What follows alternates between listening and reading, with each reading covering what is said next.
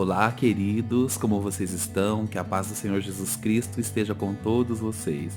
Hoje eu quero falar um pouquinho sobre o amor de Deus por todos nós, sobre a prova do amor de Deus por nós. Porque muitas pessoas dizem, Deus te ama, Jesus te ama, mas afinal de contas, qual é a magnitude desse amor? Que amor é esse? E eu vou mostrar para vocês, eu vou contextualizar. Porque muitas pessoas se baseiam em sentimentos, né? As pessoas acreditam que o amor é apenas um sentimento, uma emoção, e o amor vai muito mais além do que isso. Mas para que a gente possa entender o amor de Deus, então eu preciso falar primeiramente sobre Deus, na verdade, sobre alguns atributos de Deus. Eu anotei aqui. Então Deus tem muitos atributos, infinitos atributos. Eles são divididos em duas categorias: os atributos incomunicáveis e os atributos comunicáveis. Quais seriam os atributos incomunicáveis de Deus? Ou seja, aquele que Deus não comunica com nós, réis mortais, seres humanos, né? Seriam eles eternidade, ou seja, Deus é infinito. Deus não tem fim, não tem um início, porque ele não foi criado, ele sempre existiu, ele é eterno, nós não compreendemos isso, e ele não tem fim, ele é um ser infinito, imortal, ele não tem fim, ele não morre. Deus é onipresente, ou seja, ele está em todos os lugares ao mesmo tempo, em todos os lugares, absolutamente todos os lugares Deus está. Deus também é onipotente, ou seja, Deus pode fazer todas as coisas. Não existem limites para Deus.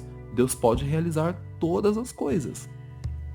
Deus também é onisciente, ou seja, Deus sabe todas as coisas. Então ele sabe o futuro, ele sabe o que aconteceu no passado. Deus sabe todas as coisas. Deus também tem a ciência do saber. Enfim, todas as coisas que executamos, todo o saber está em Deus. Deus sabe todas as coisas. E nós temos aqui também os atributos comunicáveis de Deus. Quais seriam os atributos comunicáveis de Deus? Bondade, misericórdia, compaixão, né? Benignidade, né, que eu disse. Enfim, mansidão. Esses são os atributos que Deus comunica conosco. Misericórdia, compaixão, ele comunica conosco que somos a sua imagem e semelhança. Então esses atributos ele comunica conosco. Os incomunicáveis então seriam aqueles: eternidade, onipresença, né, onipotência, enfim.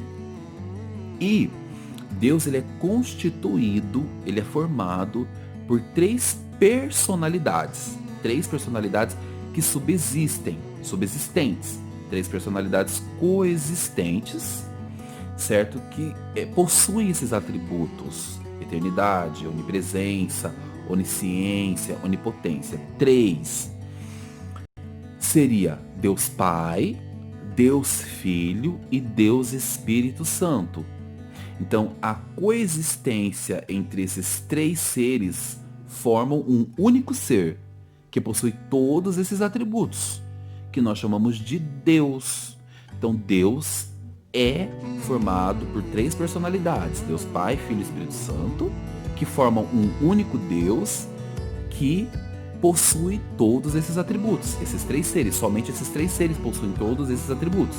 E nós damos o nome de Deus. Na divindade, Deus Pai não é maior ou mais poderoso do que Deus Filho.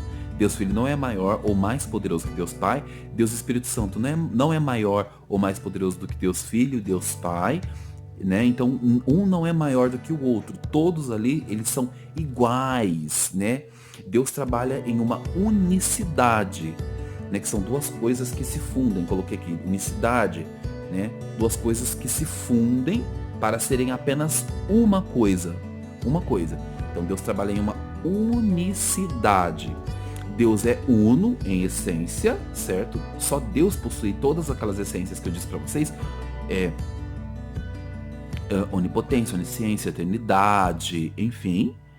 E Deus é triuno em personalidade. Então, só ele possui essa essência, porque ele é um, é único, certo?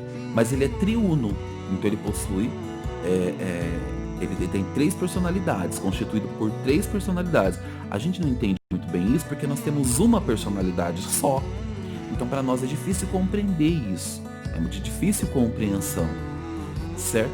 Então assim, dentro de tudo isso que eu expliquei para vocês, falando sobre o que Deus é, qualquer coisa que não seja essencialmente, que não tenha como essência, não seja essencialmente Deus, tem que obedecer a Deus. Então tudo aquilo que não é essencialmente Deus, tem que obedecer a Deus, porque Deus é soberano, Ele sabe de todas as coisas. Então Ele é o legislador, Ele é quem cria leis, Ele é quem dita as regras, porque Ele sabe tudo aquilo que é bom ou ruim. Só Deus tem esse atributo. Então tudo aquilo que em essência não é Deus tem que obedecer a Deus. Entenderam? Então assim, se uma personalidade da divindade, desse Deus triuno, deixar de ser Deus, então Deus é constituído por 3 personalidades. Se um deles deixa de ser Deus, Deus não abre mão da obediência para com ele, para com Deus. Então esse que deixa de ser Deus, né, ele teria, vamos dizer assim, que obedecer. Ele tem que obedecer. Porque Deus não abre mão da obediência, porque ele sabe o que é melhor. Então se um deles, eu vou explicar aqui onde eu quero chegar, vocês vão entender meu raciocínio. Se um deles deixa de ser Deus em essência, ele precisa obedecer. Ele precisa obedecer. E quem deixou de ser Deus em essência? Que se fez carne, que se tornou um ser humano? Jesus Cristo. Jesus Cristo, então, veio a essa terra, ele deixou toda a glória dele no céu, a sua essência de Deus, e se transformou em um ser humano. Ele se transformou em um ser humano, entendeu? Se fez homem, e a partir do momento que ele se fez homem, deixando toda a sua glória, ele passou a obedecer a Deus. Ele teve que obedecer a Deus.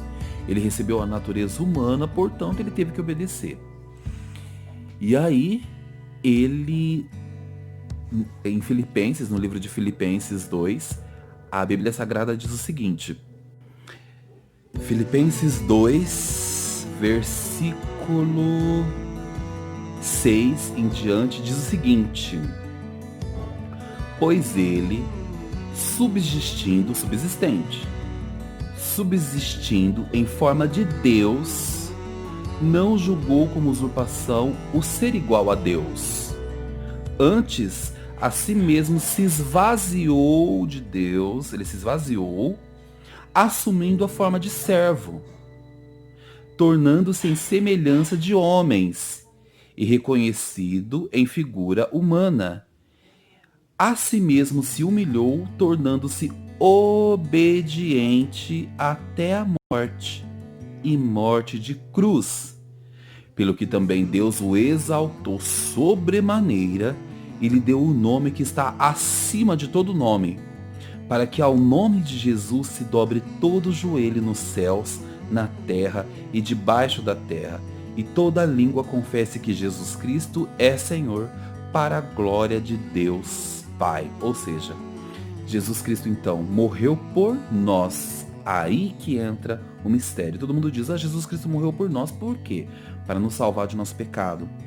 Então, quando Adão pecou, quando Adão não conseguiu obedecer a Deus, sendo perfeito, Deus provou que é possível obedecê-lo sendo perfeito.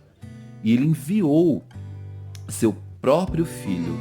Ele doou Jesus Cristo para os seres humanos. Ele doou, não só para os seres humanos, para todo o universo. Doou Jesus Cristo, sendo perfeito. Ele veio como ser humano, se esvaziou da glória de Deus. Imagine só, sendo Deus, olha a humildade e o amor, a prova de amor. Sendo Deus, ele se esvaziou de si, obedeceu a Deus, porque ele entrou na condição de servo, obedeceu a Deus e ainda morreu. E não morreu simplesmente, de uma forma simples, teve uma morte de cruz. uma vida de abnegação, de renúncias, até chegar na morte, e morte sofrida, morte de cruz. A maior prova do amor de Deus, então, a maior prova do amor de Deus foi a doação de Jesus, quando ele doou seu único filho, Deus em essência, para morrer por todos nós, pela humanidade. A palavra diz em João 3,16, porque Deus amou o mundo de tal maneira que deu seu Filho unigênito, único, não tem igual, para que todo aquele que nele crê não pereça, mas tenha vida eterna. Amém.